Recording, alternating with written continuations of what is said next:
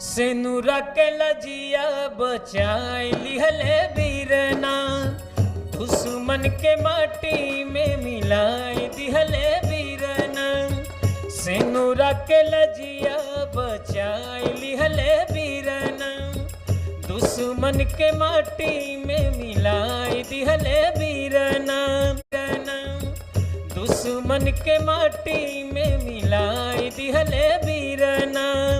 सोना चांदी नहीं हमरा माथे के सिंगार होखे, तब ले चली जब ले दुश्मन न चूर होखे, तब ले चली जब ले दुश्मन न चूर होखे।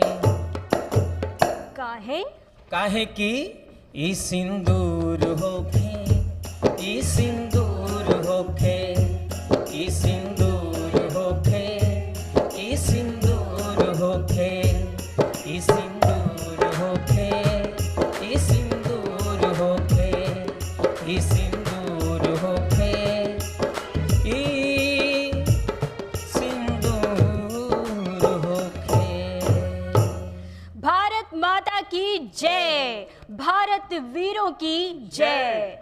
लोकरंग सुरों के संग का ये स्पेशल एपिसोड खास तौर पर समर्पित बा हमार सेना के जवान के, हमार सेना के उन वीरन के जे अपन साहस के बल पर, अपन पौरुष के बल पर मरले दुश्मन का छक्के छुड़ा देहलेन, दुश्मन के माटी में मिलाए देहलेन, दुश्मन के सरेंडर करले पर मजबूर कर देहलेन।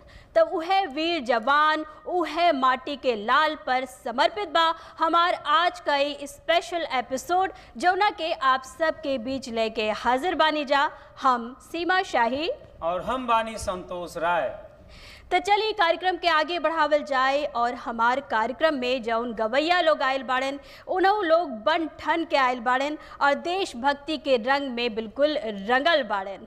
और आज ऐसन ऐसन गीत गवनई सुनाई हैं कि आप लोग भी देशभक्ति के रंग में एकदम रंग जाई हैं, डूब जाई हैं, सराबोर हो जाई हैं।